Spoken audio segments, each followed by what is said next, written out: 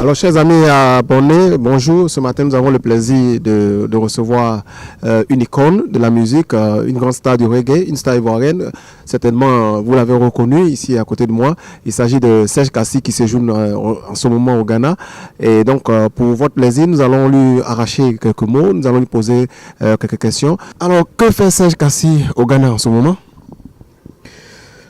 Ben, écoutez, je voudrais d'abord remercier et saluer tous les spectateurs de l'Info Accra pour l'opportunité déjà, pour toute l'équipe, l'opportunité que vous nous donnez de pouvoir échanger avec tous vos téléspectateurs. C'est tout un honneur pour nous. Et pour répondre à ta question, je suis là depuis 2 semaines pour déjà retrouver la famille. Parce que je rappelle que j'étais ici depuis 2011, j'ai fait 6 mois avant de partir en Europe.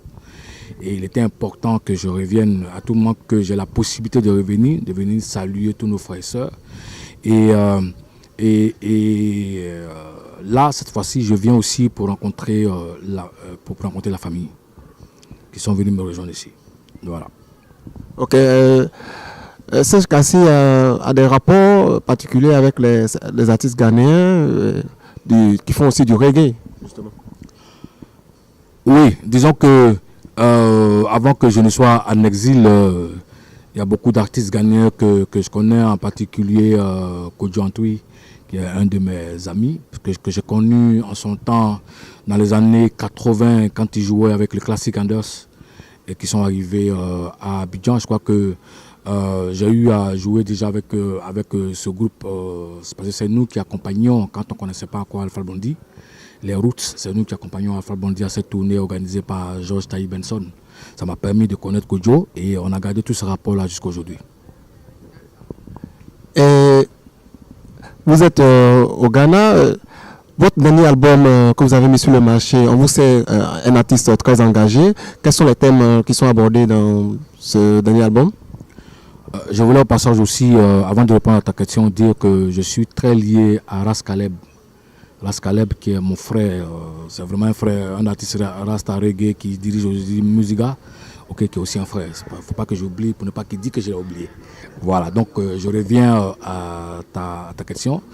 Le nouvel album, il s'appelle Loin des miens. Il est sorti en avril dernier dans tout le monde entier. Il n'est pas encore sorti au Ghana. Je crois que j'aurai le temps de le régler avec Bigo, mon frangin qui est venu me rejoindre aussi ici pour sortir l'album aussi au Ghana. Quand tu me parles de termes, il est multi-terme. C'est un album qui est conscient, qui est conscientisant et qui est engagé au plan pour conscientiser un certain nombre de faits. Et il y a beaucoup de thèmes qu'on a.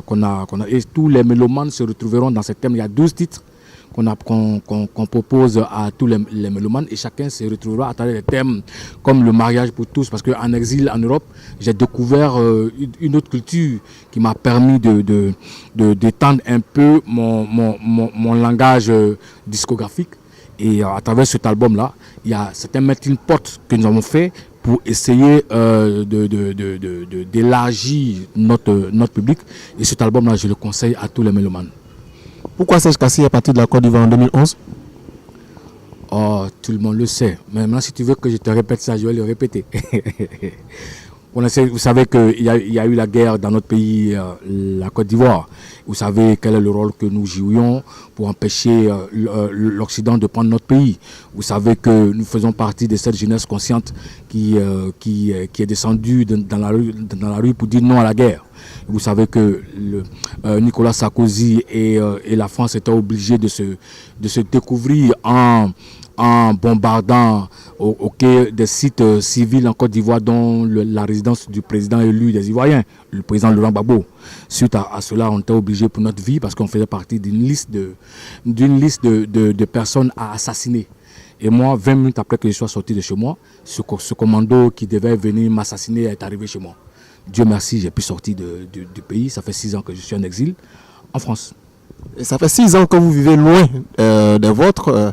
Et récemment, lors de son discours de célébration des 57 ans d'indépendance de la Côte d'Ivoire, l'ambassadeur de ce pays ici a dit que effectivement à l'état actuel des choses, rien n'empêchait donc les Ivoiriens de retourner chez eux.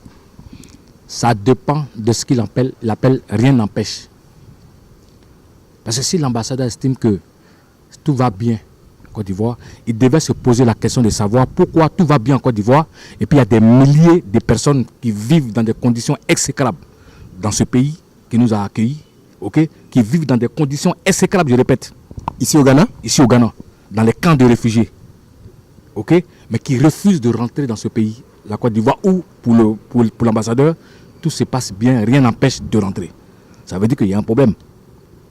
Parce que la plupart de ceux à qui on a tendu la main, faisant croire que c'était la main qu'on tendait, la plupart de ceux qui sont rentrés, beaucoup sont aujourd'hui soit sous terre, soit dans les prisons.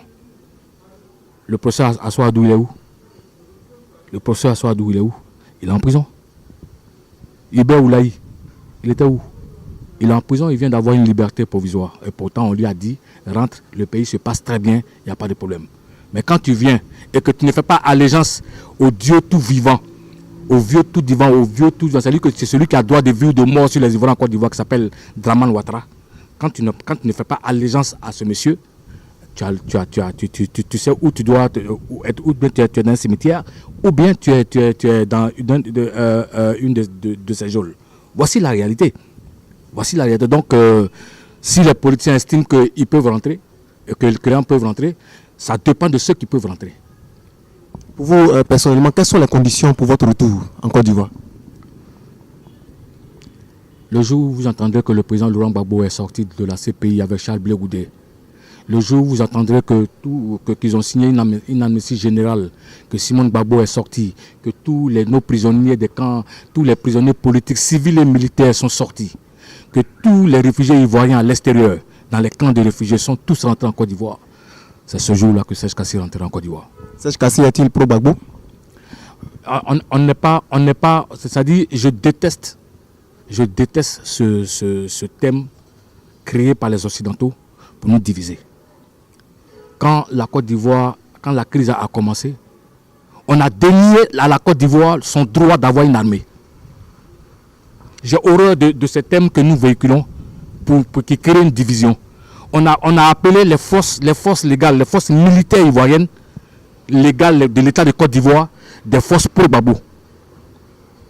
Aujourd'hui, on dit Serge Kassi est pro-Gbagbo. Serge Kassi a soutenu les institutions de la République. Si on estime que soutenir les idées de Gbagbo est un pro-Gbagbo, alors je suis pro-Gbagbo. Quels sont vos rapports aujourd'hui avec certains faiseurs de reggae comme Alpha Blondy et Tiken Jah? J'ai plus de rapport avec Alpha Blondy. Et pourquoi? Il le sait, je le sais. Nous ne le savons pas. Bon, lui le sait, je le sais. Je ne voudrais pas revenir là-dessus parce que on pensera que c'est une pub que je suis en train de faire pour pouvoir vouloir parler de mon grand frère qui n'a pas été un grand frère correct à mon égard. Donc depuis la crise, j'ai plus de ce niveau, il n'en a plus, moi aussi j'en ai plus. Et il sait ce qui se passe entre nous par rapport à ce qu'il m'a fait moi et qui m'a blessé. Okay? Mais j'ai de très bons rapports avec Tiken Jah quand il arrive à Paris, il cherche tout le temps à me voir et il me voit. Mais on sait que Tiken Jah avait des tenues très virulentes envers le président Gbagbo. Écoutez, Tiken Jah peut dire ce qu'il veut du président Laurent Gbagbo. Au plan de ses idées et de sa vision de la crise ivoirienne, on ne les partage pas. Je ne partage pas son point de vue, il ne partage pas le mien. Mais ça ne nous empêche pas de nous rappeler que nous sommes des Ivoiriens. Dernier mot donc à l'endroit de vos fans et de tous ceux qui nous regardent. Disons que c'est tout un plaisir de me savoir vu par eux et de savoir que Serge Kassi is back. Et ça me fait plaisir parce que je sais que ce nouvel album-là, qu'ils prennent le temps de l'écouter, ils verront que pendant 6 ans, on a bataillé pour que cet album-là sorte et il est sorti. Il faut qu'ils se l'approprient et qu'ils sachent que eux et nous, on est ensemble. Merci bien. Ok, donc vous faites un a cappella du nouvel album pour vos fans qui vous suivent. Un a cappella du nouvel album. Ok, qu'est-ce que je peux chanter dans le nouvel album qu'ils vont peut-être retenir. Bon, ok, je pense à cette chanson. J'ai déjà repris, j'ai fait la nouvelle version de John Brie sur ce truc-là. Bon, comme John Brie, c'est une chanson mythique aujourd'hui, je vais reprendre John Brie. Le gars, t'as Sagba, tu es là, tu dis rien. Mais si c'est Tchatché là, tu es fort. Bigo, tu es dans le quartier. Et tu es là, s'aimer la terreur. À cause de toi, on peut même plus sortir, de peur de rencontrer ton diba. Aujourd'hui, tu as rencontré garçon. Il t'a attrapé, tu es là, tu as peur.